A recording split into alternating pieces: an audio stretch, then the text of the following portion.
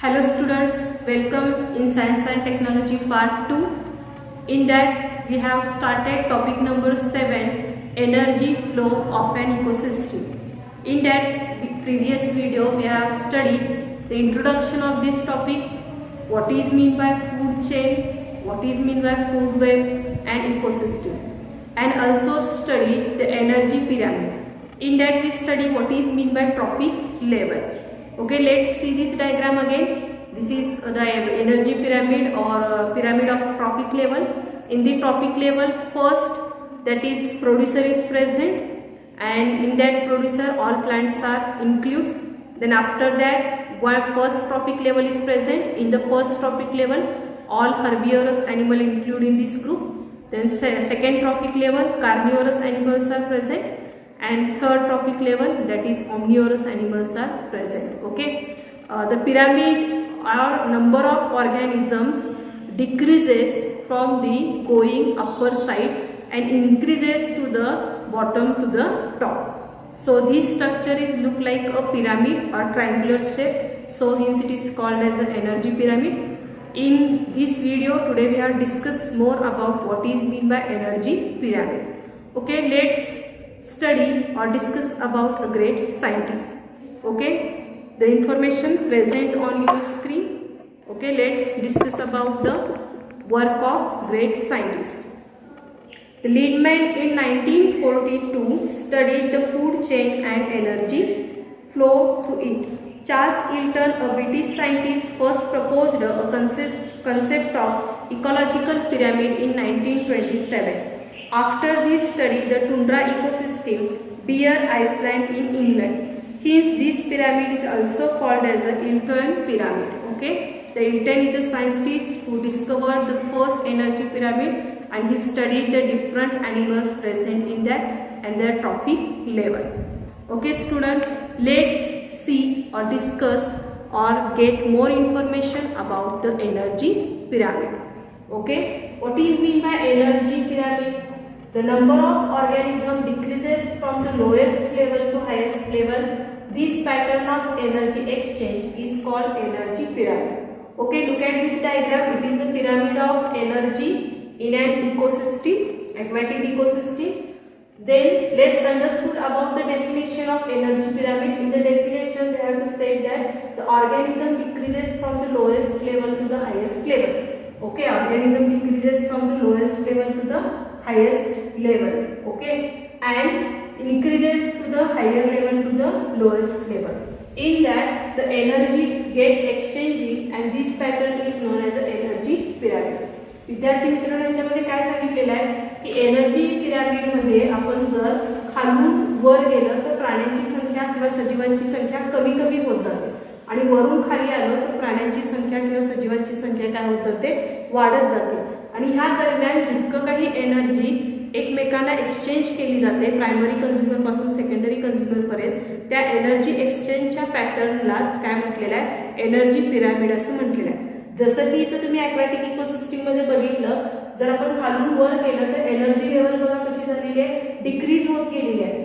10,000 kilo calorie, then 1000 kilo calorie, 100 kilo calorie आणि 10 kilo calorie.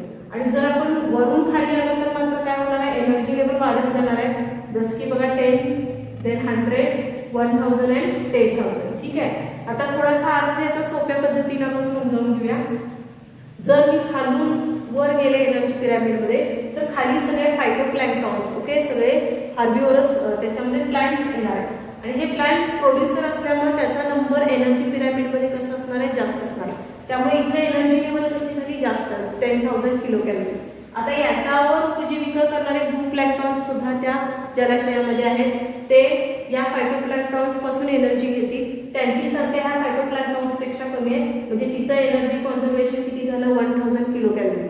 तसंच आपण वर गेलो तर यांच्यावर अवलंबून असणारे पुढचे कन्झ्युमर्स आहेत फिशेस, तिथे एनर्जी लेवल किती आहे, 100 kilo calorie.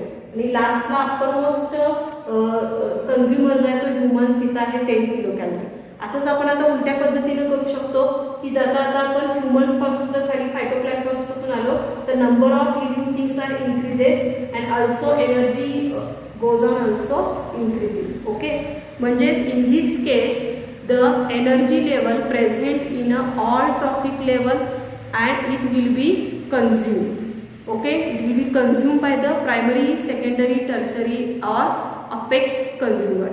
In these whole consumers there is a never energy get trapped. It will be transformed to the next consumer or it will be provide us to the next consumer. या पूर्ण energy pyramid मध्ये कुठेही energy साठवून ठेवली जाते किंवा conserve करून ठेवली जाते असं होत नाही. प्रायमरी कंझ्युमरला जितका आवश्यक आहे तितका एनर्जी तो घेईल आणि रिमेनिंग तो ज्याचा अन्न आहे त्याच्यासाठी तो अवेलेबल होईल. म्हणजे असं कधी होणार नाही की एका कंझ्युमरने एनर्जी सगळी साठवून ठेवलेली आहे ते नेक्स्ट कंझ्युमरपर्यंत पोहोचणारच नाही, असं कधी होणार नाही. प्रत्येक कंझ्युमर हा दुसऱ्या कोणत्या तरी कंझ्युमरचा फूड असतो, न्यूट्रिशन असतो, त्यामुळे एनर्जी कुठेही ट्रॅक केली जात नाही. It is continuous flow system. One consumer is getting nutrition from the other consumer and energy goes on flowing. And in the apex consumer, when it will be dead, the decomposers and saprophytes are present in there. They will be decompose this material and converted into a simple carbon compound. And this simple carbon compound is easily mixed in the water, air and soil. And this simple carbon compound get by the plants again. And plant getting nutrition, or in that way the plant fulfill their nutritional requirement. So this flows is a one way flow. This is never is a backwardly flow. तर विद्यार्थी मित्रांनो बघा इथं काय म्हटलेलं आहे, या पूर्ण एनर्जी पिरामिड मध्ये असं कधी होत नाही की एका कंझ्युमरनं पूर्ण एनर्जी साठवून ठेवलेली आहे आणि स्टोअर करून ठेवलेली आहे. इकोसिस्टीम मध्ये किंवा पर्यावरणामध्ये असं कधीही होत नाही. एक कंझ्युमर हा दुसऱ्या कंझ्युमरसाठी न्यूट्रिशन असतो, म्हणजे पोषक द्रव्य असतो किंवा अन्नपदार्थ असतो. त्यामुळं आधीच्या कंझ्युमरपासून तो एनर्जी घेईल, स्वतःसाठी वापरेल आणि दुसऱ्या कंझ्युमरसाठी तो काय असतो ॲज अ न्यूट्रिशन किंवा ॲज अ फूड असतो. त्यामुळे एक प्रायमरी कंझ्युमरनं सगळी एनर्जी स्टोअर करून ठेवलेली आहे किंवा एनर्जी ट्रॅक करून ठेवलेली आहे किंवा सेकंड कंझ्युमरने एनर्जी ट्रॅक करून ठेवलेली आहे अशी होणार नाही. हा एनर्जी फ्लो लोअर पासून अप्पर कंझ्युमरपर्यंत काय होत जातो, ट्रान्सफॉर्म होत जातो आणि तो एका वन वेनी होत असतो. जसं की समजा फायटोप्लॅन्क्टॉन्स पासून झूप्लॅन्क्टॉन्सनी काय केले, एनर्जी मिळवली. आता असं कधी होणार नाही की झूप्लॅन्क्टॉन्स पासून फायटोप्लॅन्क्टॉन्स एनर्जी मिळवणार आहे. म्हणजे इथं हा बॅकवर्ड डायरेक्शनने एनर्जीचा फ्लो होत नाही, वन वे डायरेक्शन आहे. झूप्लॅन्क्टॉन्स फायटोप्लॅन्क्टॉन्स पासून झूप्लॅन्क्टॉन्स एनर्जी मिळवतील, झूप्लॅन्क्टॉन्स पासून फिश एनर्जी मिळवतील आणि फिश पासून टॉपचा कंझ्युमर जो आहे ह्युमन बिईंग तो एनर्जी मिळवेल. म्हणजे वन वे प्रोसेस आहे. शेवटी मात्र काय होईल, अपेक्स कंझ्युमर जो आहे किंवा त्या एनर्जी पिरामिड मधला किंवा फूड चेन मधला जो टॉपचा कंझ्युमर असतो तो मेल्यानंतर मात्र काय होणार आहे, तिथे डिकम्पोजर्स आणि सॅप्रोफाइट्सचं काम चालू होतं, त्यांना तिथे एनर्जी प्राप्त होते अपेक्स कंझ्युमर मेल्यानंतर. कारण अपेक्स कंझ्युमर मध्ये जी साठवलेली एनर्जी आहे ते कार्बन्सच्या स्वरूपात आहे आणि सगळे सॅप्रोफाइट्स आणि मायक्रो ऑर्गॅनिझम काय करतील, त्यांना कुजवण्याचं किंवा विघटन घडवून आणण्याचं कार्य करतील. विघटन घडतं म्हणजेच नेमकं काय होतं, त्या पदार्थाचं सिंपल कार्बन फॉर्ममध्ये कन्व्हर्जन होतं आणि हे जे कार्बन कंपाऊंड आहेत जे सिंपल फॉर्ममध्ये बॅक्टेरिया, व्हायरस किंवा बुरशीनं जे कन्व्हर्ट केलेलं आहे ते सहजपणे मातीमध्ये, पाण्यामध्ये किंवा हवेमध्ये मिक्स होऊ शकतात आणि हे न्यूट्रिशन मग इझिली काय होऊ शकतं, प्लांट्सना मिळू शकतं. म्हणजे प्रोड्युसरपर्यंत परत एनर्जी पोहोचवली जाते. ठीक आहे. अपेक्स कंझ्युमर नंतर डिकम्पोजर सॅप्रोफाइट्स त्यांना डिकम्पोज करतील सिंपल कार्बन कंपाऊंडमध्ये आणि त्यानंतर ते हवा, पाणी किंवा मातीमध्ये मिसळून परत प्रोड्युसरपर्यंत ती एनर्जी काय केली जाते, पोहोचवली जाते. म्हणजे ही वन वे प्रोसेस आहे. असं कधी होणार नाही की प्रायमरीनं सेकंडरी करून कंझ्युमर घेतले किंवा आणि परत सेकंडरीला ते परत केलेले आहे, असं होणार नाही. ही वन वे प्रोसेस आहे.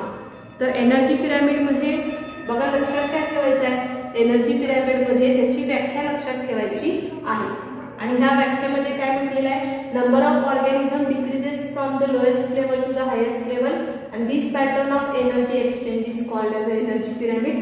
आणि एनर्जी पिरामिडची ही डायग्राम लक्षात ठेवायची आहे. याच्यामध्ये तुम्हाला काही फिलिंग द ब्लँक्स देतील, म्हणजे रिकाम्या जागा देतील आणि तुम्हाला ती डायग्राम पूर्ण करायला सांगितली जाईल. तर या पद्धतीनं या प्रश्नाचं प्रिपरेशन करायचं आहे. So student, let's discuss some question and answer present in page number 83. After, okay, then look at this question, think about it. What happens to the energy during its transform from producer to the apex consumer? Does it remain trapped in the apex consumer? Does it remains in the body of apex consumer till it's death. बघा या प्रश्नाचा अर्थ काय म्हटलेला आहे, energy पिरॅमिडमध्ये apex कंझ्युमरपर्यंत energy पोहोचवल्यानंतर ती तिथंच साठून राहते का, ती पुढं पोहोचवली जात नाही का, आणि त्याचं पुढं काय होतं हे विचारलेलं आहे. मग याचं उत्तर काय लिहिणार आहात. Okay, energy get transferred from the producer to the. आता एक एक प्रश्नाची उत्तर आपण पाहूया. What happens to the energy during its transfer from producer to the apex consumer. The energy reaches to the apex consumer and it will be till steady from its death. Energy apex consumer पर्यंत पोहोचल्यानंतर जोपर्यंत तो मृत होत नाही तोपर्यंत त्याच्यामध्ये energy साठवून ठेवली जाईल. नंतर बघा, does it remains trapped in the apex consumer. It trapped in the apex consumer till death. म्हणजे जोपर्यंत तो मरण पावत नाही तोपर्यंत त्याच्यामध्ये ती ट्रॅप करून ठेवली जाते. त्यानंतर पुढे काय म्हटलंय, does it remain in the body of apex consumer till it's death. पण डेथ नंतर मात्र काय होणार आहे बघा, does it remains in the body of apex consumer till death. After death the microorganism and saprophytes convert this dead body into simple carbon compound and getting energy. हे त्याचं उत्तर आहे. Okay, let's discuss about the next question present in 83 page, that is use your brain power. What would happen if the energy remains trapped in the body of apex consumer even after death? And what will be happen if there are no decomposers like microbes and fungi in nature? या प्रश्नाचा अर्थ समजावून घेऊया. काय म्हटलेलं आहे, जर apex कंझ्युमरमध्ये energy साठवून ठेवण्याची क्षमता असती तर काय झालं असतं, आणि पुढं म्हटलेलं आहे जर डिकम्पोजर्स मायक्रो ऑर्गॅनिझम्स जर नसते पर्यावरणामध्ये तर काय झालं असतं. तर आता फर्स्ट क्वेश्चनचा आपण आन्सर पाहूया. याच्यामध्ये काय म्हटले, what would happens if the energy remains trapped in the body of apex consumer even after death. There will be no food available for the saprophytes and microorganisms. So number of saprophytes and microorganisms are decreasing in our environment. Next question बघा, what will be happen if there were no decomposers like microbes and fungi in nature? Then when the apex consumer death, they do not have decomposers because the decomposers are generally microorganisms, fungi, etc. And there will be apex consumer do not converted into simple carbon compound and plant do not get energy and produce number of producer will be decreases and it will be disturb a total food chain. बघा, जर micro organisms किंवा सॅप्रोफाइट्स नसते तर काय झालं असतं, तर apex consumer मेल्यानंतर त्याचं सिंपल कार्बन फॉर्ममध्ये कन्वर्ट करण्याची प्रक्रिया थांबली असती. मग ही जर प्रक्रिया थांबली असती तर वनस्पतींना न्यूट्रिशन मिळाले नसते. वनस्पतींना न्यूट्रिशन नाही मिळालं म्हणजे प्रोड्युसर्सची संख्या कमी झाली. प्रोड्युसर्सची संख्या कमी झाली म्हणजेच टोटल फूड चेन डिस्टर्ब झाला, इकॉलॉजी डिस्टर्ब झाली. ठीक आहे. नेक्स्ट बघा, आणखीन एक क्वेश्चन विचारलेला आहे यूज युअर ब्रेन पॉवरमध्ये. Why are the number of tertiary consumer, that is apex carnivorous, always less than those of the other consumer? Because the tertiary consumer is the topmost consumer and the number of producers to the secondary consumer is more than the apex consumer. tertiary ची संख्या कमी का असते, producer पासून primary consumer energy मिळवते, primary पासून secondary, secondary पासून tertiary. म्हणजे जे अन्न आहे ते मोठ्या प्रमाणात उपलब्ध पाहिजे आणि त्याच्यावरती कन्झ्युम करणाऱ्यांची संख्या कशी असते, कमी असते. त्यामुळे एक ट्रायंग्युलर पिरॅमिड शेप्ड तयार होतो. त्यानंतर बघा, एका इन्स्टिट्यूटची माहिती दिलेली आहे. Okay, the Indian institute of ecology and environment Delhi was established in 1980 and is involved mainly in research, training and arranging workshop and seminar. This institute has published international encyclopedia and ecology in the environment. ठीक आहे, ही एका इन्स्टिट्यूटची माहिती आहे. तर विद्यार्थी मित्रांनो, शॉर्टमध्ये energy पिरॅमिडमध्ये तुम्ही काय लक्षात ठेवायचं आहे, तर ट्रॉपिक लेवल कोणकोणते आहे ती ट्रॉपिक लेवलची डायग्राम, त्यानंतर pyramid of energy in an ecosystem ही डायग्राम लक्षात ठेवायचं आहे. एनर्जी पिरॅमिड म्हणजे काय लक्षात ठेवायचं आहे. ठीक आहे, तर हे काही महत्त्वाचे प्रश्न आहेत. So student, let's discuss the next point, that is biogeochemical cycle. Students, let's discuss a new point, that is biogeochemical cycle. Okay, what is mean by biogeochemical cycle? Bio means it is living things, geo means it is earth. Okay, in Latin word the earth is known as a geo. Okay, chemical means, okay, you have already known, means biogeochemical cycle म्हणजे थोडक्यात मराठीमध्ये त्याला जैव रसायन चक्र असं म्हणतात. तर थोडक्यात एन्व्हायरमेंटमध्ये आपण या आधीच डिस्कस केलेलं आहे, the interaction between biotic and abiotic factors present in our ecosystem, so therefore our environmental balance is take place. तर आपल्या एन्व्हायरमेंटमध्ये जैविक आणि अजैविक घटकांमध्ये सतत इंटरॅक्शन होत असते आणि हे इंटरॅक्शन होतं म्हणून आपलं पर्यावरणाचं संतुलन टिकून राहिलेलं आहे असं आपण म्हणतो. तर बायोजिओकेमिकल सायकलमध्ये बघा एक पिक्चर तुम्हाला दिसत आहे ब्लॅकबोर्डवरती किंवा तुमच्या स्क्रीनवरती दिसत आहे. It is a biogeochemical cycle. Okay, different layers are present in this, that is hydrosphere, lithosphere. Okay, then biotic factors are present. Okay, this is about the biogeochemical cycle. Okay, let's discuss some more important points regarding the biogeochemical cycle. So student, energy flow is a one-way flow, but it is goes on in a cyclic manner. Okay, so the flow of nutrients is a cyclically. Okay, it will be start to the producer and end reach the apex consumer. After date of apex consumers, it will be converted into simple carbon compounds with the help of microorganism, and again these nutrients reach to the our producers, that is plant. So flow of nutrition is always in a cyclic, and in this flow of nutrients there is all biotic and non-biotic factors are present. Okay, cyclically flow of nutrients within an ecosystem is called as a biogeochemical cycle. It is a definition of biogeochemical cycle. Okay, I have read again. The cyclical flow of nutrients within an ecosystem is known as a or called as a biogeochemical cycle. तर विद्यार्थी मित्रांनो, बायोजिओकेमिकल cycle म्हणजे काय? पर्यावरणामध्ये जो पोषक तत्वाचा चक्र फिरत असतो आणि ज्या चक्रामध्ये सगळे जैविक आणि अजैविक घटक आहेत त्या चक्राला बायोजिओकेमिकल सायकल असं म्हटलं जातं. Okay, next point is a biotic and abiotic factors present in our environment.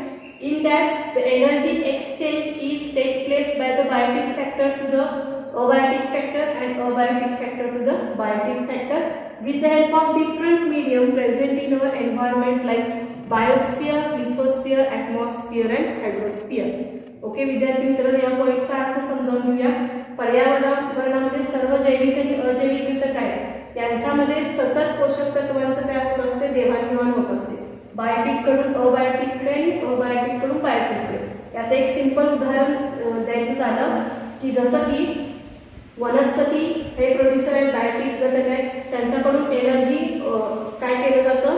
मिळवली जाते. सर्व बाकीचे सजीव मिळवतील. ते सर्व सजीव मिळाल्यानंतर परत सजीवांच्या मार्फतच म्हणजे सूक्ष्मजीवांच्या मार्फतच विघटन होतं.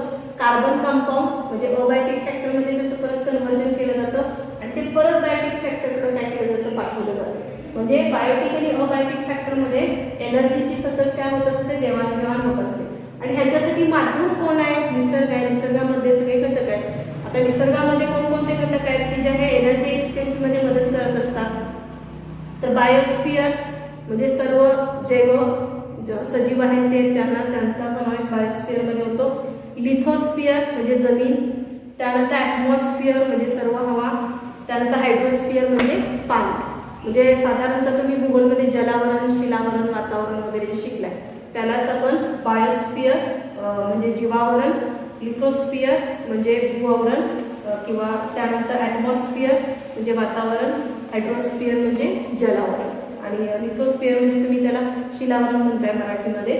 ठीक आहे, हे सर्व माध्यम आहेत निसर्गामध्ये की ह्या माध्यमांच्या थ्रू काय केलं जातं? जैविक आणि अजैविक घटकांच्या मध्ये पोषक तत्वांची काय होत असते? देवाणघेवाण होत असते.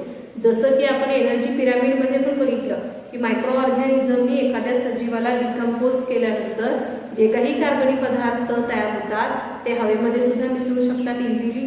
त्यानंतर पाण्यामध्ये पण मिक्स होऊ शकतात आणि मातीमध्ये पण मिक्स होऊ शकतात. म्हणजेच काय, ते हायड्रोस्फिअर, ॲटमॉस्फिअर आणि लिथोस्फिअरमध्ये ऑटोमॅटिकली काय होतात, मिक्स होतात आणि मग ते वनस्पतीपर्यंत परत पोहोचवले जातात. म्हणजे हा मीडियम आहे energy ट्रान्सफॉर्मेशनचा.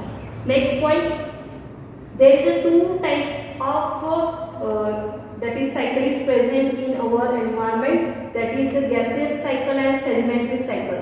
In that gaseous cycle, the different kinds of gases are present, which is the more important from the conservation of living things present on our earth. Next, that is sedimentary cycle. Whatever sediments, soil and rocks present in earth surface, it is also a sedimentary cycle.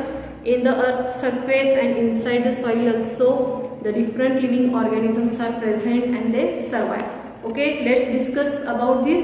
In the gaseous cycle, an accumulation of main abiotic gaseous nutrients, that is material, is found in the earth atmosphere and include nitrogen, oxygen, carbon dioxide, water vapor, etc. Okay, in the gaseous cycle, different types of gases are present and these gases are very important for the living purpose. For example, we have to need oxygen for the respiration. Plants need carbon dioxide for the photosynthesis.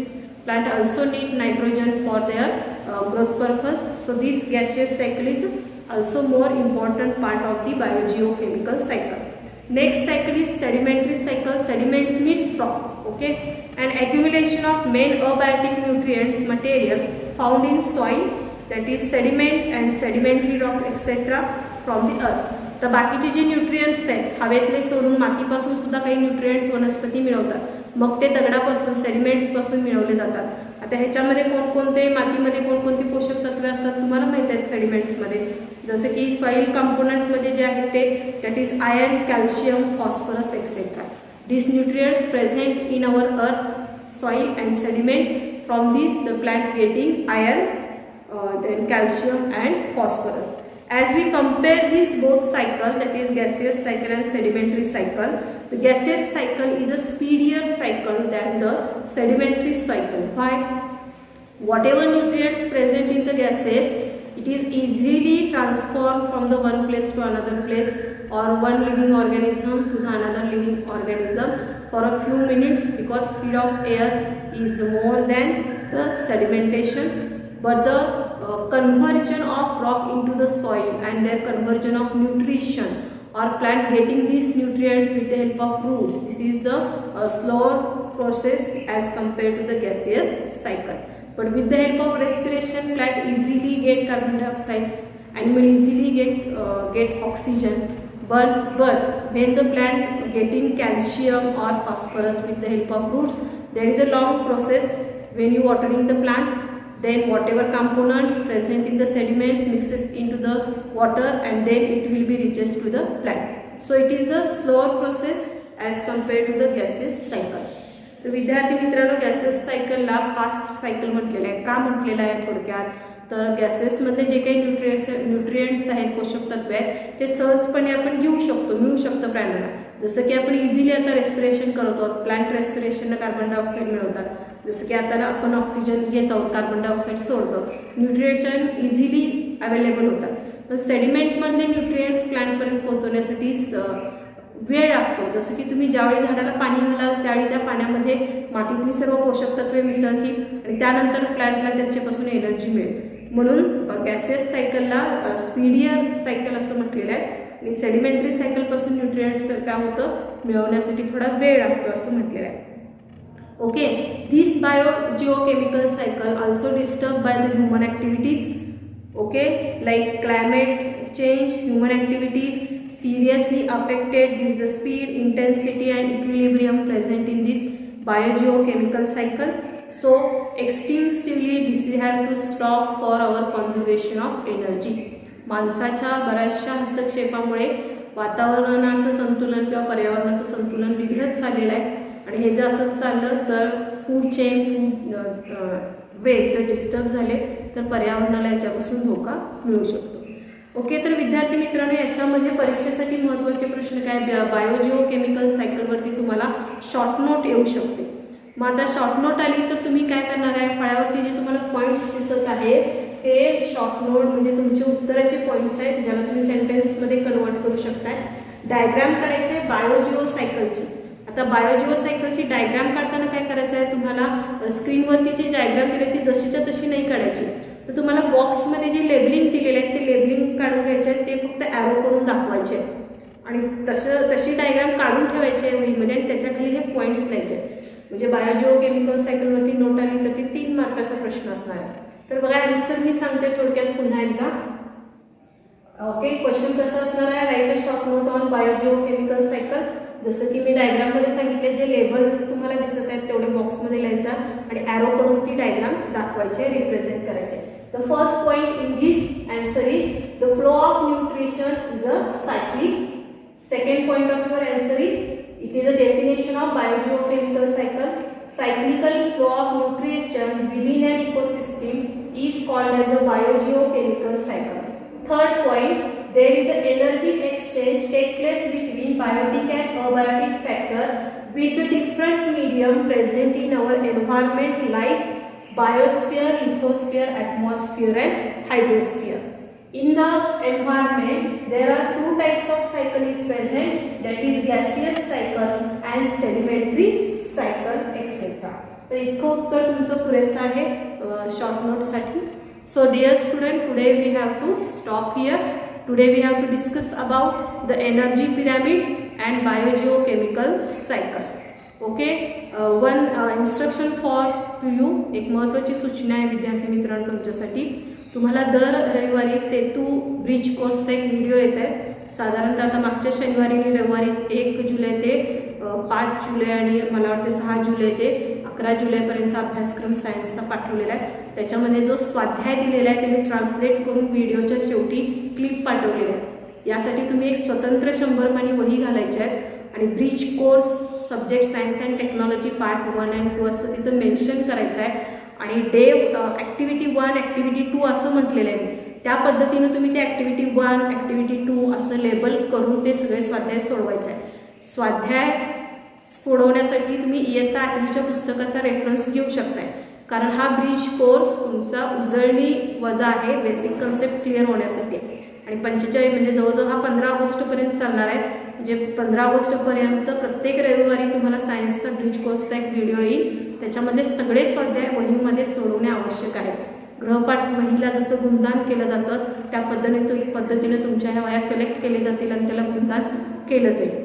त्यामुळं तुम्ही ज्यांनी video हा शेवटपर्यंत पाहिलेला आहे त्यांनी आपापल्या मित्रमैत्रिणींना कल्पना द्यायचा आहे आणि तो ब्रिज कोर्सचा स्वाध्याय तुम्ही पूर्ण करायचा. So student, today we have to stop here. See you in next video with next point. Thank you.